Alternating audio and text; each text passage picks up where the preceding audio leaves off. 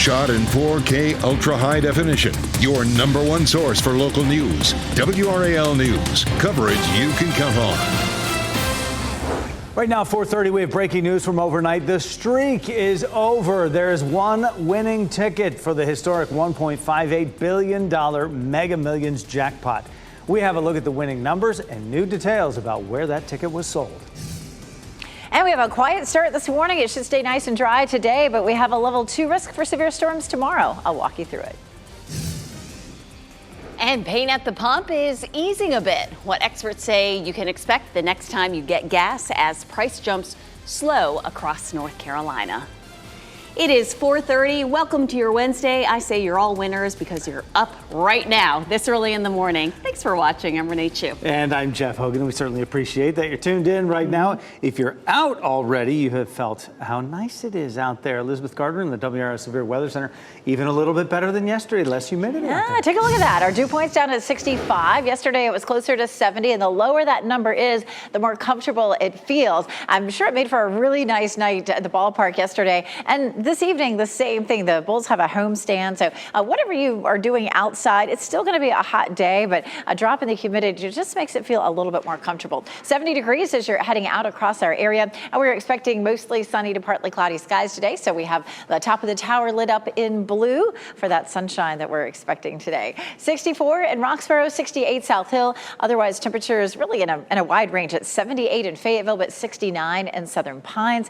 Generally, though, it's a warm start as you're heading out the door. We take a look at our temperatures at lunchtime, climbing into the mid 80s. And just like yesterday, we have a high of 91 in our forecast. That's still going to be hot. It's going to feel hot. But again, with that little drop in our humidity in the shade, it might feel a little more comfortable. Today stays nice and dry, but we're already tracking our next system. Tomorrow is going to be a WRAL weather alert day. We have a level 2 risk for severe storms for tomorrow, mainly in the afternoon and evening. But I'll walk you through the timeline on Futurecast coming up.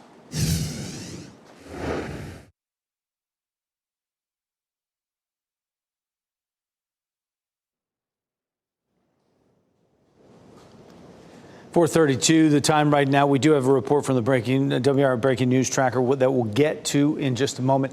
We do have that breaking news from overnight, though, a winning $1.58 billion Mega Millions ticket. We now know it was sold in Florida at a public supermarket in Neptune Beach.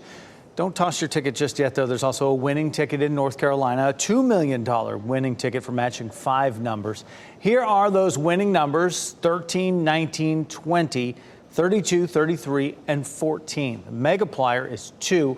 The jackpot now starts over at $20 million, and the next drawing is Friday. 2 men are facing murder charges in the shooting death of a 30-year-old on Peyton Street in Raleigh. Officers arrested Jorge Arroyo Zabaleta and Kennedy Basaves Gonzalez last night. Police say they shot and killed Francisco Camacho Lopez. The shooting happened around 4:15 Sunday morning on Peyton Street. Investigators have not said what led to the killings. There is some relief this morning for those of you driving through Raleigh. Wade Avenue near I-440 is finally back open after nearly 12-hour closure. That road was shut down yesterday following a tractor-trailer crash that brought down power lines. Take a look at this Sky 5 footage here, the traffic it caused for the repair work. Now, police had the entrance to the highway on Blue Ridge Road blocked off while crews worked to repair the power lines. Some drivers said they were confused by the detour markers. 2 people had to be rescued when a home caught fire in Harnett County. This happened last night on Victoria Hills Drive. We're told the home is a total loss. At least 2 people needed medical attention. Fire crews have not said what started the fire. A former ECU football player is suing the city of Greenville after he says police used excessive force during a traffic stop. The lawsuit claims officers approached him with guns and shouted profanities at him after pulling him over in front of his house last October. He says that even though he put both hands up, officers punched and kicked him, and one put a knee on his neck. He also says they pulled his hair so hard that some of his dreadlocks were torn off. Lawsuit claims police radio traffic shows the officers did not have a good reason to pull him over in the first place. Stop Mr. Fox, repeatedly state he is still obeying all traffic laws, still obeying all traffic law. I think they say it maybe 6-7 times. And he was not charged with any underlying offense, which begs the question, why were they initiating a stop in the first place? 5 Greenville police officers are named in the lawsuit. New this morning, voters in Ohio rejected a resolution that opponents say would have made it harder to defend abortion rights. The measure would have made it more difficult to amend the state's constitution. This special election comes before a November vote that will ask whether the Constitution should guarantee a woman's right to an abortion. That will need a simple majority to pass. Tuesday's vote was calling for the threshold to be changed to 60%. A Durham family is hoping for safe return of a dog this morning. Bella is the dog's name, and earlier this week, someone stole her owner's car while she was inside. Only on WRAL, Bella's family is sharing their story and their plea to get her back. Adonis Jordan says he stopped at a store on Fayetteville Road Monday night, left his car running as he went inside, and when he came back, someone was in the driver's seat. He says another man pulled a gun on him while that man stole the car. Police tracked the stolen car to Carborough, but Bella was gone. Yesterday, our Chris Lovingood was interviewing him, and Jordan got word that someone may have seen her in Chapel Hill. I called my wife's phone, and they're actually sending GPS coordinates to where the dog is right now.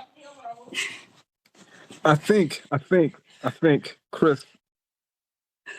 God. And no word yet on whether Bella has been reunited with her family. Durham police are investigating the carjacking. We know many of you are still dealing with the aftermath of Monday's storms as another round moves in tomorrow. This morning, we're getting another look at the damage left around the area. This is in Wake County on Campbell Way in the Swift Creek area of Raleigh. A family says they were watching TV when they suddenly heard a boom. That boom was this 100-year-old tree that came crashing onto the home. Lisa Brooks' father built the home in 1972, and the tree crashed through the study where her father's memorabilia was. He died last year. The family says it's heartbreaking, and they're concerned the home is a total loss. Over on Wake Forest Road in Raleigh, crews were working to clean up a large tree that fell across 3 cars. You can see the big split in the limbs there at the top. Another big branch was scattered not too far away. No one was hurt. Dialing 911 can be the difference between life or death in some cases, and now a new app is allowing you to live stream your emergency while on the phone with dispatchers. We'll let you know and tell you the local agency rolling out this method to help you even more. Plus, Queen Bee hits the stage in the Queen City tonight. Coming up, we have a few things you'll need to know if you're heading to Beyonce's Renaissance World Tour. And we'll give you a live look out at the DBAT. Right now, meteorologist Elizabeth Gardner is in the WRAL Severe Weather Center with a look at what we can expect today, when we'll see the next round of rain.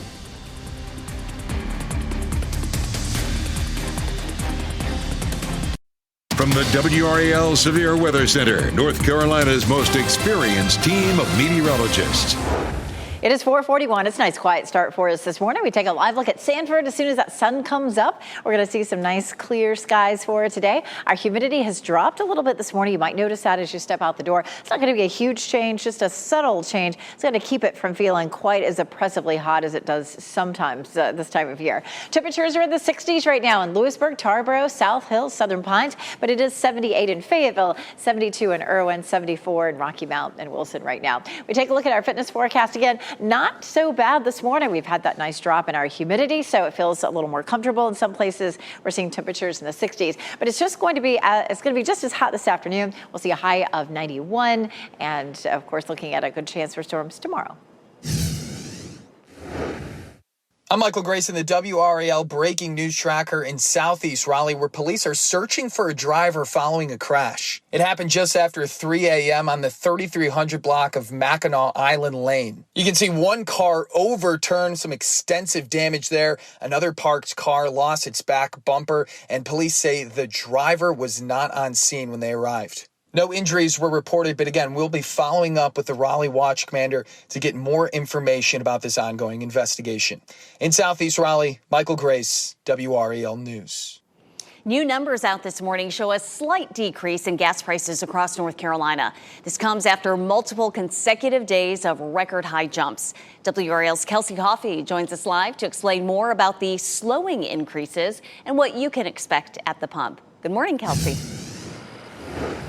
Good morning. This morning, you'll be paying less at the pump. The average price of gas here in North Carolina is about $3.60 a gallon, according to new numbers AAA released within the last 30 minutes. Now, gas at this BP behind me is about $3.64. Same thing for the Exxon that's across the street here on the corner of Hillsborough and Gorman. That's a little bit over that average. And over the past couple of weeks, we've been telling you about those overnight spikes. Oil prices have risen for 6 weeks straight.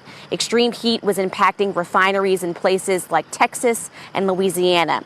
Even though gas prices are still up, we're not seeing those same overnight spikes. You can thank cooler temperatures for that. But now at least some of those heat-related issues are slowly being resolved, and that's why we're starting to see the increases slow down. That was Patrick DeHaan with Gas Buddy. He says that you may notice when you're filling up today or throughout the week that prices are going to vary based on where you go. And he says that's because since prices went up so high, some stations are still catching up, and then those more expensive gas stations are just starting to level their prices out. Kelsey Coffey, WRAL News, live in Raleigh. Former President Donald Trump's lawyers want to delay a hearing in his criminal case on charges related to aftermath of the 2020 election. Trump has pleaded not guilty to charges including conspiracy to defraud the U.S. in connection with the investigation. His lawyers want a hearing delayed until next week, even though the judge wants it to happen before Friday.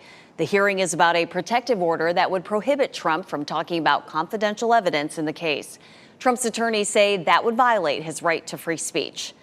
This morning, we're getting a better idea at the time frame for when the Fulton County, Georgia District Attorney could announce her decision. New details reveal Fani Willis plans to spend 2 days next week presenting her case before a special grand jury. This comes as more witnesses are being lined up to testify in the probe. The case focuses on whether Trump and his allies tried to overturn the 2020 election in Georgia. The DA could seek several indictments against Trump and his associates. Sanford police are investigating a shooting on Fields Drive. This is video from WRAL Sky 5 flying over the scene. Officers got there about 2 o'clock yesterday afternoon, and investigators say there they found a 32-year-old man with gunshot wounds. He's being treated at the hospital, and we're working to find out what led up to that shooting.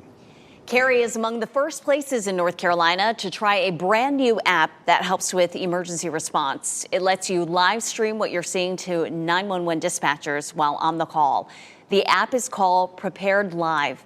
After you call 911, dispatchers send you a link, you click it, and Prepared Live can stream back video, audio, and the caller's exact location. The information helps firefighters make a game plan before they arrive and gives police an edge. Another example of this is that if you saw a suspect in a crime, you could send us the picture or video of it. I could give that to the officers responding. Back in June, a couple live streamed this car break-in to dispatchers in Cary. The video helped Raleigh police make an arrest just days later. Orange County Animal Services is asking for help as the shelter is almost at capacity for housing dogs. It's asking for anyone available to adopt or foster a dog to come forward. This month, adoption fees have been reduced for the 2023 Clear of the Shelters, and some fees are fully waived. If you're interested, the shelter on Eubanks Road in Chapel Hill opens at noon and no appointments are necessary.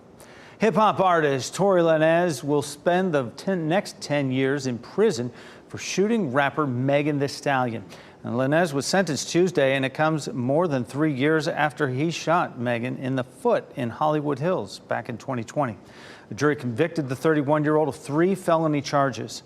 Megan says he shot her after an argument as she tried to get out of a vehicle they'd been riding in together. It's time to get in formation because the Queen will be in the Queen City tonight. Beyonce's Renaissance World Tour is stopping in Charlotte. The Beehive will take over Bank of America Stadium for the big show.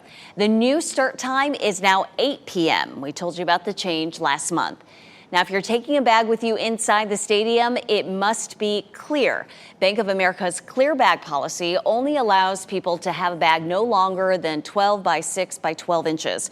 Purses, bags, or clutches cannot be larger than 4.5 by 6.5 inches. One last thing before you head to the show, make sure you grab your glass of lemonade.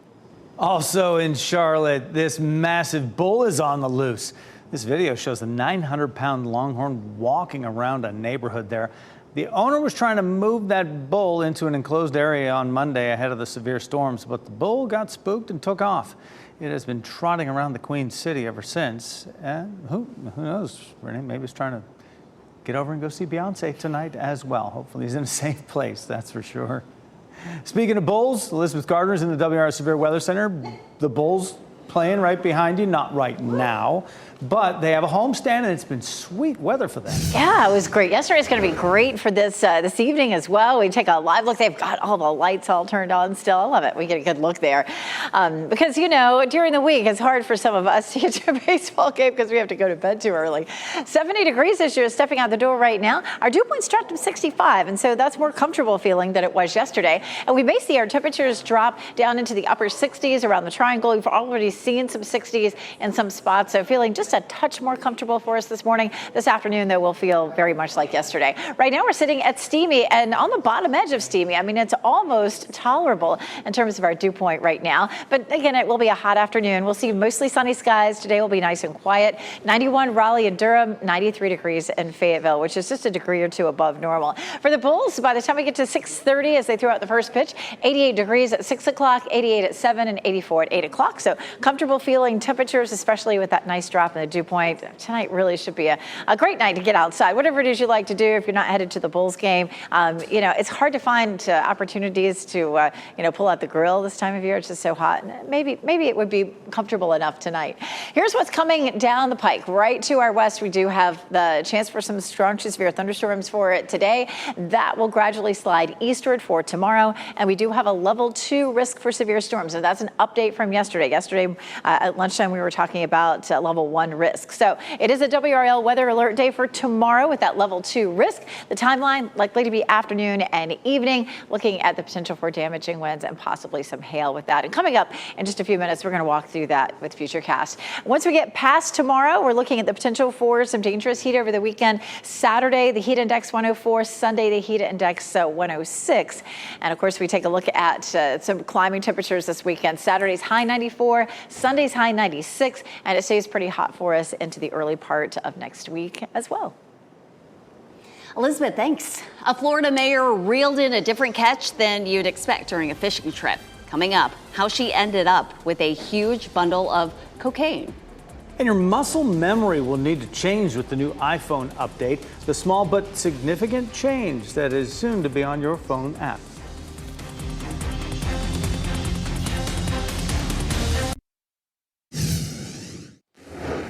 Good morning. Ken Smith here at the WRAL Live Center. An investigation continues this morning in Houston, Texas, after an infant dies in a hot car.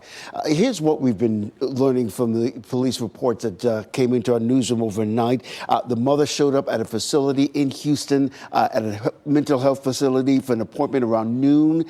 She apparently took her 4-year-old inside, but forgot the 3-month-old baby in the car. Several hours later, she remembered. She went back out, grabbed the little boy and brought him into the mental health facility where the nurses performed CPR, but it was too late. He was rushed to the hospital where that little boy was pronounced dead again.